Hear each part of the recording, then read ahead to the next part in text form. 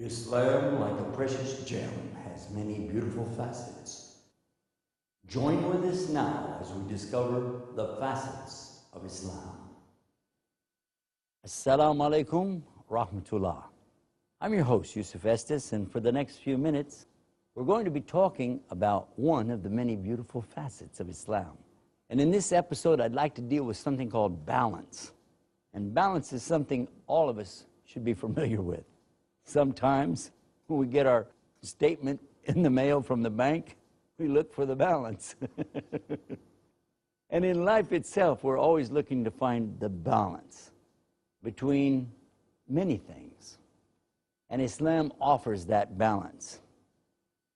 The way that we discover the balance of Islam is to go to the Quran, which is the source of everything in Islam, the speech of Almighty God, Allah. And what does He tell us about balance? He tells us about the balance in nature. He talks to us about something called hydrology and how the water works. You know, 1400 years ago when the Quran was revealed, people didn't really know much about things like this. They didn't know how water evaporated and then became a vapor and then condensed and came back down to the earth as rain. They didn't know about these things, but Allah spoke about it very clearly in the Quran and explained about this. He also explained about the balances in nature. He talks to us about the plants, the trees, the animals. It's amazing when you consider the balance of everything in nature. If you consider the position of the earth to the sun, just a few degrees closer, and we'd all be well done. True. Think about it. We take for granted this position we hold in the universe. But yet, if you think about it, if we were just a few degrees farther away than only on solid ice, would we have any room to play? I'm playing with the poetry a little bit because I wrote a poem about this subject some years ago for the children, talking about this balance, this beautiful balance that Allah has us in. And I recall thinking too at that time that this planet, this earth that we all live on, that we take for granted every day, has so much in the beautiful balance. Have you ever thought about this? All of the trees, all of their leaves, all over the whole globe, they give off oxygen. Did you know that? Oxygen is coming from these leaves. That's how we breathe. We need those plants, don't we? Without the plants, where would we get something to breathe? And then, when we think about the air that we let out, called carbon dioxide, don't confuse that with carbon monoxide. That comes out of cars. But carbon dioxide. And they said that the plants are able to take benefit from us, from what we breathe out, what humans and animals are breathing out. And I was thinking, look at this. The stuff that comes from us as waste can actually take care of these plants and help them. And what comes out of them as their waste, it's taking care of us. And this is a balance. This is one of the many balances that we find. If we look to sizes, I'm amazed when I consider this, that a human being wouldn't know really what his position was in the universe if it weren't for two things, the telescope and the microscope. Now, when we take the telescope and we look to the planets, we look to the stars, and we discover many things, what we find is that all of these are spheres, orbs, and they're going in orbits, traveling around in these circles that they're going in. And you wonder, how does that happen? How did they get this direction? Where does it come from? Then when you take that microscope and you look under the microscope and you begin to consider things like molecules and atoms, and you learn that they also are little round things going around in these orbits, these cycles that they're going through. And look at this. We, the human beings, are right in between. In fact, we couldn't even see these if it weren't for the optical aid of the microscope and for the telescope. All of this helps us to realize how well placed and situated we are in the universe. When our Creator, Allah, made everything, He put us in the best of places. He put us in a balance. It's amazing, isn't it, when you consider just that? But also there's other balances that we could talk about. When we talk about how the earth itself is balanced, that it won't wobble or shake or drop us off.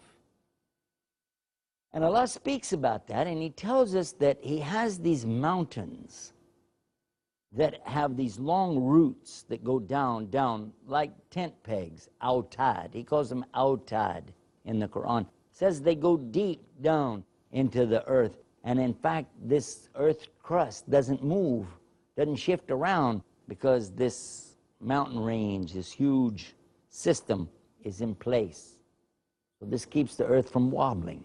It also keeps the crust from shifting. And all of this is 1,400 years ago. And today, if you go to the books of geology, I invite you to do that. Go to the library sometime. Check out some books on geology. It's very interesting to compare what we find in today's scientific studies and then compare that to the revelation of the Quran 1,400 years ago. Brand new discovery. Revelation, same thing.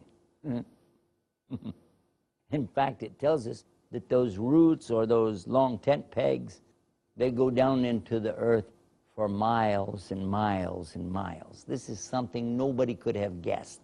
No one could have possibly made such a surmise those many years ago. So this is something really amazing, truly amazing. When we talk about the balance in nature, we talk about the balance in the creation, it's also important for us to talk about the balance of the human being. A human being is composed of more than just bones and flesh and muscle. A human being also has these nerves that cause him to react. And if those nerves get out of balance, then he has a problem. Some of the nerve endings are so sensitive that just blowing on them can cause him to be startled. Others have almost no sense that you can do almost anything and it really won't bother them. It depends on that part of the body, and how did anybody imagine that we would be so well balanced just in our nerves? And then think about this, the mind. How does the mind work? And scientists are still today trying to figure out what makes the brain work, what makes us tick, what's going on in that head. Psychiatrists, psychologists, counselors around the world are studying and thinking and trying on laboratory rats and monkeys to discover what makes the brain work and why is the animal so much different than the human. What is it that makes the human like they are? What's the balance? Where does that come from? And then there's the soul. We have the body, we have the mind, and we have the soul. Now this soul is something that some scientists will deny it even exists. And then there are those who will acknowledge, well, there's something, but they don't know what it is. But for sure, when the soul is not in balance, then the whole of the human being is not in balance. Because the soul is something that's, well, it's amazing, isn't it? In Arabic, we refer to it as nafs. The nafs, which is the inner desires and the things that we look for, we want. This, I need. That's the nafs. Then there's something else called the ruh, which is the spirit itself, the very spirit of the human being, without which he would not have any life at all. When the angel of death comes to a person at the end of their life, that's what he takes. He doesn't take out their brain, he doesn't take out their heart, but rather he removes the ruh. And when the ruh is gone, the whole thing ends. What happens next is, most of you have heard about this, called the Day of Judgment. Now on the Day of Judgment, there's going to be a balance too.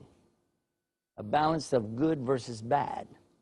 A scale would be brought and set there, and then a person's good deeds would be put on one side, and then their bad deeds on the other. And when the bad deeds outweigh the goods, this is a serious problem. It could indicate some severe punishment for the person. But then there's something else in this balance, and this is what you really love about Islam, isn't it? there is this thing called rahmah, the mercy of Allah, for those who really believed and they really did good works. They tried. They made mistakes, but still, they tried and they repented to Allah. And now all of a sudden, just their good belief in La ilaha illallah can be put on the scale on the other side, and then give that balance, that beautiful balance. And this balance is one of the many of the facets of Islam. I want to think about that for a minute and take a break. Stay right where you are. We're going to be right back with more Facets of Islam. Assalamu alaikum. I'm Yusuf Estes, your host here on Facets of Islam. We've been talking on the subject of balance. And balance is something very important. Balance in our lives, balance in nature, the balance that happens on the Day of Judgment, which we were just speaking about before the break. I want to come back to that, and I want to think about this, because in Islam we know that there are some things that a person can do which seem rather small here today, but they can be very big on the balance on the Day of Judgment. By the way, the scale or balance in Arabic is called al-mizan. Al-mizan. And it was said that a man would be brought and he would have no bad deeds. This is just a story to help us to understand something about the mercy of Almighty Allah. Said a man be brought on the Day of Judgment and he'd have no bad deeds, but he'd have a mountain of good deeds. Then they would bring out al-mizan, the balance. And on the one side, they would put all of his good deeds. And then on the other side, there wouldn't be anything. Therefore, look, it would be like this. But then they would take the mercy that Allah gave him for one eye, just one eye, and put it on the other side. And it outweighed all of his good deeds. He'll be asked, do you like to enter into paradise on your good deeds or on Allah's mercy? Look what he said. Considering all my good deeds, I would go in on that. But then after he sees this, he said, Allah's mercy is much more than all my good deeds, even for one eye. I'll go in on that. I want to remind you about something. One eye. If you cover up one of your eyes and look around the room. Just look around. Go ahead. I know it's a TV show. Do it. Just cover up your eye and look around the room. Just keep doing that for a minute, okay? What's going to happen, you're going to lose your depth perception. You will not be able to tell how far away something is from you because you only have one eye. But now, go ahead, take your hand off. Got it? Okay, now, look around the room and you see the depth? And that's because these two eyes are not exactly in the same place and your head is lined up in the center. So the way your brain is seeing this, you see depth. You're seeing three-dimensional or 3D. And this is something that in the movie business, in the film industry, in televisions, with cameras of any kind, they would love to be able to achieve this, but they can't. The screen that you're looking at right now is flat. And regardless of how we try to put an image up there to make it really look attractive, it's still flat. In order to get the true 3D perception with cameras, it's necessary to have them be stationary and have them fixed a certain way and positioned and don't move anything and then take your picture. But as soon as things start to move around, you lose it and you have to work to try to get it back. It's very difficult to do 3D. But look at this. Every day you're seeing 3D and you never even thought to say thank you to the one who gave it to you. This is what Allah is talking about when he talks about the ingratitude of a human being. They're not thankful even for the small things that he gives them. And your sight is no small thing. Consider that. Consider, too, that you see in color. Now, I don't know if you were watching a black and white TV set, but your eyes are designed so that you see in color. Another big gift that we get. What a beautiful, beautiful teaching in Islam to be appreciative and to say thank you to him for each and everything that we have. How can we properly balance these gifts that Allah has given us? And actually you can't. Because no matter what Allah gives you, there's nothing you can give him back that he needs. Allah has no needs. Allah doesn't eat, He doesn't sleep, He doesn't drink. So how can I balance this? How can I give back anything to Him? Well, obviously, it should be that I would ask Him, what does He want? What is it that He would like to have from me? And He's told us in His book, in no uncertain terms, what we can do. He says, وَمَا خَلَقْتُ الْجِنَّ وَالْإِنسَ إِلَّا لِيَعْبُدُونِ. Simply put, He only created us so that we would worship Him alone, without partners.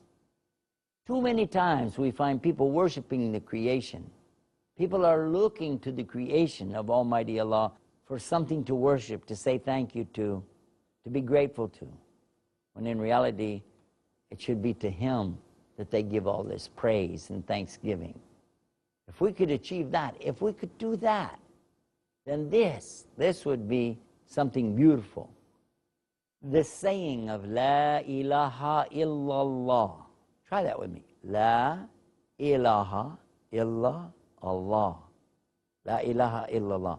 The saying of this on the Day of Judgment is very heavy on the balance, especially if you understand and you mean it, that there is none worthy of my worship, of my devotion, of my love and affection. None is worthy of that except Allah. Now, of course, we've been taught also in the balance of things to be appreciative to the human beings. As we learn from Islam, whoever doesn't thank the people, he doesn't thank Allah. So we must always say thank you to each other and be appreciative to each other for what the people are trying to do for us. The balance in the mind, the body, the soul is all a part of Islam. But there's more to that too. The balance in judgment.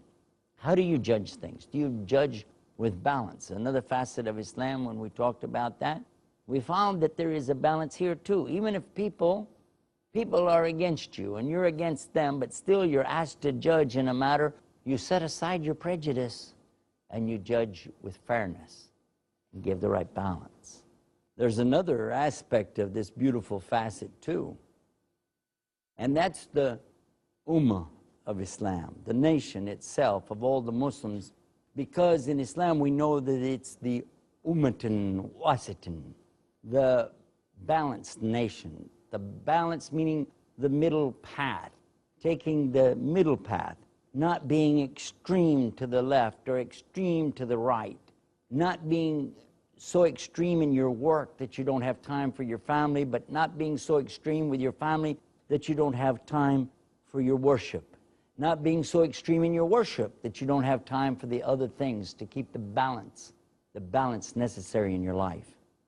This perhaps is one of the most important parts about understanding all the other things in life that are balanced, so that we can give proper time and devotion to our Lord, and at the same time proper time and devotion to our families, to our work, to society, and the people around us. Extremism is absolutely the opposite of this beautiful teaching, this facet of balance. One of the things that I came to know after getting into Islam is that the good Muslim looks for the things in Islam that put balance in his life and don't distort the beauty of the whole. Because Islam, by the way, also indicates something being whole and complete. When we see people who are spending a lot of time making money, that's what they do. They're very good at it. Or they're famous and they're very good at whatever they do in the entertainment industry, and people see that, and this is what the person does. They spend all their time in it. But then they have no time for their families. We're not surprised when we learn that these same celebrities, these same wealthy or famous people, their personal lives are in shambles. Why? Simply because they don't give the proper balance. When we see people who devote all their time to their family and they don't give proper time to their work, obviously they don't do well in business, do they?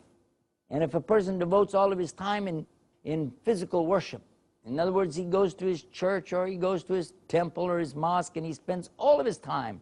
He's there, he's doing things that are nice, definitely good, but again, the family is home suffering. They're not getting their rights. We spoke about this early on when we talked about these facets of Islam, about giving the rights. The rights to the family is very important. How can I give my mother her rights if I never go see her? How do I give rights to my wife or my children if I'm constantly somewhere else, in another country, for instance? You have to have a balance in the life. Now, of course, we know that there are circumstances when a person is put into something that they can't help. It happens to me all the time.